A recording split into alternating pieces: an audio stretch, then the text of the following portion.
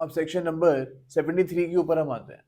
यहाँ पे गिवन है, अगर आप सेक्शन नंबर 72 में जो प्रोसीडिंग्स के बारे में बताया गया है उनके बारे में अगर आप पब्लिश कर रहे हो without the permission of court, यानी कि प्रोसीडिंग्स में क्या चल रहा है, क्या आर्गुमेंट्स हो रही हैं, उनके बारे में अगर आप पब्लिश कर रहे हो without the permission of the court, then section number 73 में आपको पनिशमेंट मिल सकती है।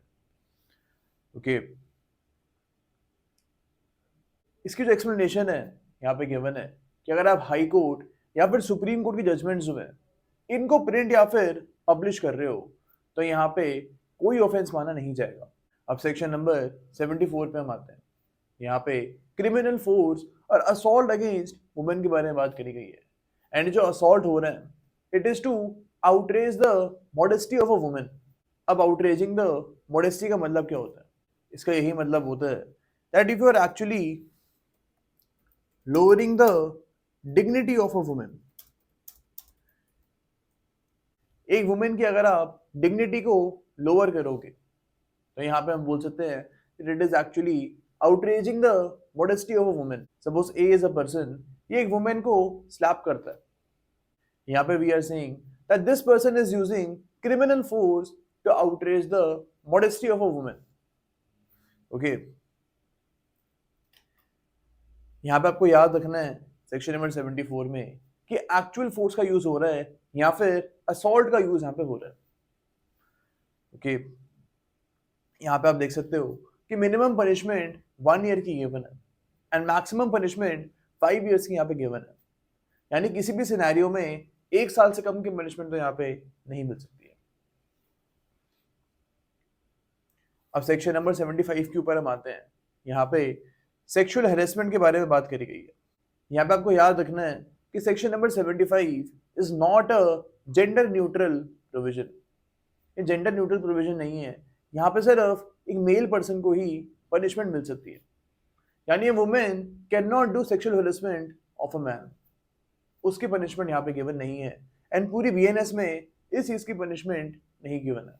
अब सेक्शन नंबर 75 बोलता है कि अगर एक मैन जो है एक वुमेन के साथ फिजिकल कॉन्टैक्ट करता है which is unwelcome to this woman, woman जो है इसको कंसेंट नहीं करती है एंड इसके कंसेंट के बावजूद if a male person is actually establishing a physical contact तो इसको हम सेक्सुअल हेरेसमेंट मानेंगे। या फिर there is explicit sexual overtures, यानी बार बार सेक्सुअल इंटरकोर्स करने के लिए, for example a male person is asking a woman despite her unwelcomeness, यानी if a woman is repeatedly saying no to a man and still वो sexual overtures उसको करी जा रहा है, बार बार उसको सेक्सुअल मैसेजेस करी जा रहा है, तो यहाँ पे हम बोल सकते हैं it is sexual harassment. Okay, second इसका बोलते हैं अ डिमांड और रिक्वेस्ट फॉर सेक्सुअल फेवर्स। अब सेक्सुअल फेवर का यह मतलब होता है that actually a man is saying to women कि आप मेरे साथ सेक्सुअल इंटरकोर्स कर लो and in return I will give you something. इसको बोलते सेक्सुअल फेवर, जहाँ पे मैन इन रिटर्न एक वुमेन को कोई चीज के लिए प्रॉमिस कर रहा है। सपोज वो बोल रहा है that if you will have sexual intercourse with me then I will give you a job. इस चीज को भी हम सेक्सुअल हेरेसमेंट में मानेंगे एंड सेक्शन नंबर 75 में इस चीज की भी पनिशमेंट गिवन है। थर्ड इसका बोलता है showing pornography against the will of a woman, यानी अगर आप एक वुमेन को पॉर्न फिल्म दिखाओगे against her wishes then this will also be sexual harassment. Fourth इसका बोलता है मेकिंग सेक्सुअली कलर्ड रिमार्क्स, यानी कि सेक्सुअल रिमार्क्स अगर आप एक वुमेन के अगेंस्ट बोल रहे हो then this will also be sexual harassment. आपको यहाँ पे ये भी याद रखना है that if a woman is actually making sexually colored remarks against another woman, तो इसकी भी punishment सेक्शन नंबर 75 में गिवन नहीं है। सेक्शन नंबर 75 में सिर्फ एक मेल पर्सन को ही पनिशमेंट मिल सकती है। अब यहाँ पे आप देख रहे हो कि 3 इयर्स तक की मैक्सिमम पनिशमेंट गिवन है फॉर सेक्सुअल हेरेसमेंट एंड अगर आपने क्लॉज 4 वाला ऑफेंस किए यानी सेक्सुअली कलर्ड रिमार्क्स वाला ऑफेंस किए तो यहाँ पे मैक्सिमम पनिशमेंट 1 ईयर तक की गिवन है। अब सेक्शन नंबर 76 पे हम आते हैं।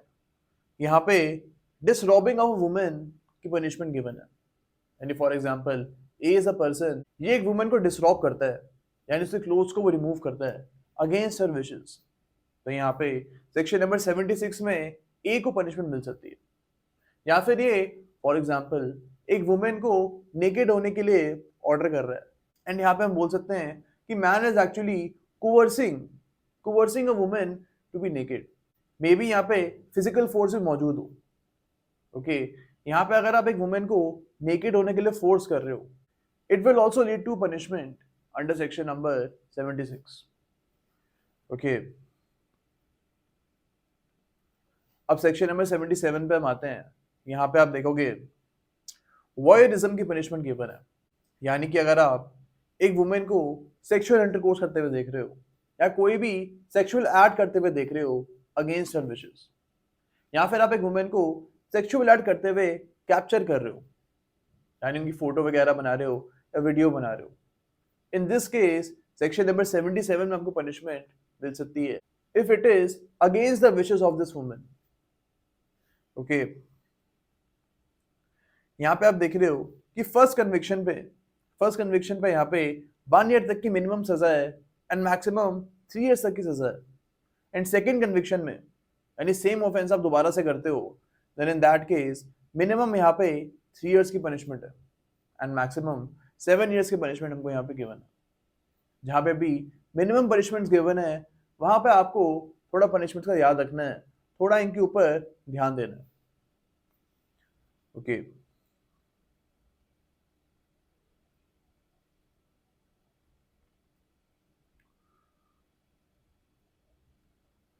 अब इसकी जो एक्सप्लेनेशन नंबर 2 है ये भी इंपॉर्टेंट है। यहाँ पे गिवन है कि फॉर एग्जांपल एक वुमेन जो है ये अपने सेक्सुअल एक्ट की इमेजेस को कैप्चर करने की परमिशन देती है। She actually consents to be captured while being involved in a sexual act, लेकिन इस वुमेन ने इन इमेजेस को आगे सर्कुलेट करने की परमिशन नहीं दी थी। लेकिन फिर भी अगर ये पर्सन जो है, जो मैन है, ये इस लड़की की इमेजेस को सर्कुलेट कर देता है, तो यहाँ पे सेक्शन नंबर 77 में इसकी पनिशमेंट इसको मिल सकती है। ओके, आपको यहाँ पे याद रखना है कि section number 76 and section number 77 में एक वुमेन को भी पनिशमेंट मिल सकती है। यानी कि अगर एक वुमेन दूसरी वुमेन को डिसरॉब कर रही है तो सेक्शन नंबर 76 में उसको पनिशमेंट मिल सकती है। या फिर अगर एक वुमेन सेक्शन नंबर 77 को ऑफेंस कमिट कर रही है तो इसको भी पनिशमेंट मिल सकती है। ओके, लेकिन यस, ये आपको यहाँ पे याद रखना है, कि section number 76 and section number 77 जो है ये तब अप्लाई नहीं करेगा जब एक मेल पर्सन विक्टिम है। यानी कि अगर आप एक मेल पर्सन को डिसरॉब करोगे तो यहाँ पे सेक्शन नंबर 76 में इसकी पनिशमेंट नहीं गिवन है, and same goes with section number 77। यानी कि अगर आप एक मेल पर्सन को सेक्सुअल एक्ट करते हुए देखोगे without his permission, then it will not be an offense under section number 77। अब सेक्शन नंबर 76 एंड 77 जो है ये पहले आईपीसी पे section number 354 B and section number 354 C में होता था, एंड वहां पे यहाँ पे whoever लिखा नहीं होता था, वहां पे लिखा होता था एनी मेल। यानी आईपीसी में सिर्फ एक मेल पर्सन को ही यहाँ पे पनिशमेंट मिल सकती थी। लेकिन बीएनएस में आप देख रहे हो दोनों सेक्शंस में 76 और 77 में whoever शब्द का यूज हो रहा है, एंड दैट इज वाई यहाँ पे एक वुमेन को भी अब पनिशमेंट मिल सकती है। तो ये कुछ सटल चेंजेस करे गए हैं बीएनएस में to make these provisions more gender neutral.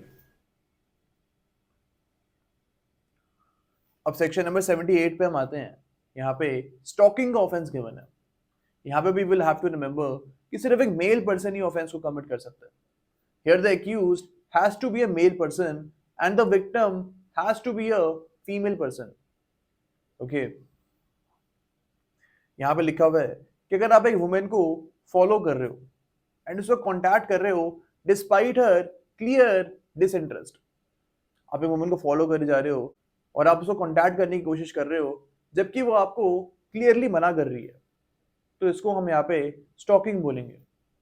या फिर आप इलेक्ट्रॉनिक मीन से यानी कि ईमेल वगैरह से एक वुमेन को बार बार फॉलो कर रहे हो डिस्पाइट हर क्लियर डिसइंटरेस्ट, यहाँ पे भी स्टॉकिंग का ऑफेंस कमिट हो रहा है। ओके हाँ, लेकिन यहाँ पे कुछ एक्सेप्शंस हमको गिवन है, स्टॉकिंग की एक्सेप्शंस यहाँ पे गिवन है। यहाँ पे लिखा हुआ है कि अगर आप एक वुमेन को स्टॉक कर रहे हो to prevent a crime, suppose जो हमारी क्राइम एजेंसीज हैं एक वुमेन को स्टॉक कर रही है to actually prevent a crime, तो in this particular case stalking का ऑफेंस कमिट नहीं हो रहा है। या फिर किसी रीजनेबल सर्कमस्टांस के लिए आप एक वुमेन को स्टॉक कर रहे हो, for example a father is actually following his daughter, ताकि वो देख सके कि डॉटर इसकी कुछ गलत काम तो नहीं कर रही है। अब यहाँ पे इसको स्टॉकिंग आप नहीं बोलोगे, because it can seem to be a reasonable cause to follow this girl. तो ये केस टू केस बेसिस पे डिपेंड करेगा कि रीजनेबल कॉज क्या माना जाएगा। अब सेक्शन नंबर 79 पे हम आते हैं। इसमें गिवन है कि अगर आप कोई भी साउंड या फिर जेस्चर मेक कर रहे हो to actually insult the modesty of a woman, आप कोई भी साउंड वगैरह कर रहे हो जिससे वुमेन की डिग्निटी लोअर हो रही है, तो सेक्शन नंबर 79 में आपको पनिशमेंट मिल सकती है। अब यहाँ पे हम असॉल्ट और क्रिमिनल फोर्स की बात नहीं कर रहे हैं, उसके बारे में हम ऑलरेडी पढ़ चुके हैं इन सेक्शन नंबर 74। ओके यहाँ पे सिर्फ अगर आप एक साउंड या फिर जेस्चर कर रहे हो उसकी पनिशमेंट 79 में गिवन है। एंड अगर आप एक्चुअल फोर्स यूज कर रहे हो या फिर असॉल्ट कर रहे हो वुमेन को to actually lower her dignity, तो इसकी पनिशमेंट सेक्शन नंबर 74 में हमको गिवन है। अब सेक्शन नंबर 80 के ऊपर हम आते हैं। यहाँ पे डाउरी डेथ के बारे में बात करी गई है। डाउरी डेथ का जो प्रोविजन है ये तभी अप्लाई करेगा जब ये 3 इंग्रेडिएंट्स मौजूद होंगे। पहला तो यहाँ पे है that there should be a death of a woman by burns और बॉडी इंजरी, और if it occurs otherwise than in normal circumstances. इसका क्या मतलब होता है? इसका ये मतलब होता है कि अगर एक वुमेन की डेथ बर्न्स के थ्रू हुई है, यानी उसके शरीर पे जलने के निशान है, या फिर कोई इंजरी की वजह से इस वुमेन की डेथ हुई है, या फिर otherwise than in normal circumstances इस वुमेन की डेथ हुई है, सपोज पॉइजन देके या फिर कोई और सर्कमस्टांस जो कि नॉर्मल नहीं दिख रहा है।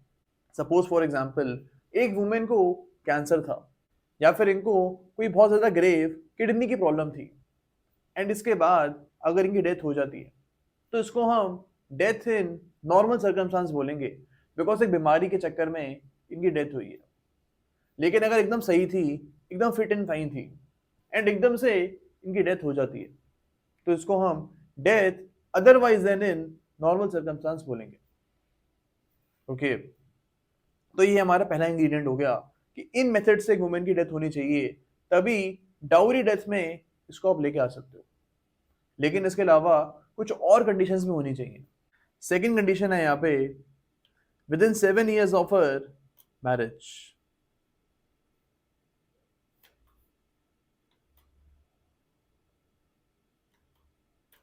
यानी जो वुमेन की डेथ है it should happen with in 7 years of her marriage. Marriage के 7 साल के अंदर अंदर ये डेथ को होना पड़ेगा। सपोज एक वुमेन की डेथ 8th ईयर में होती है, तो यहाँ पे even if A death normal circumstance में नहीं हुई है, स्टिल आप यहाँ पे सेक्शन नंबर 80 का यूज नहीं करोगे। यहाँ पे आप मर्डर का यूज कर सकते हो या कोई और प्रोविजन का यूज कर सकते हो। एंड थर्ड इंग्रेडिएंट यहाँ पे गिवन है, it is shown that soon before her death she was subjected to cruelty और harassment by her husband or any other relative of husband।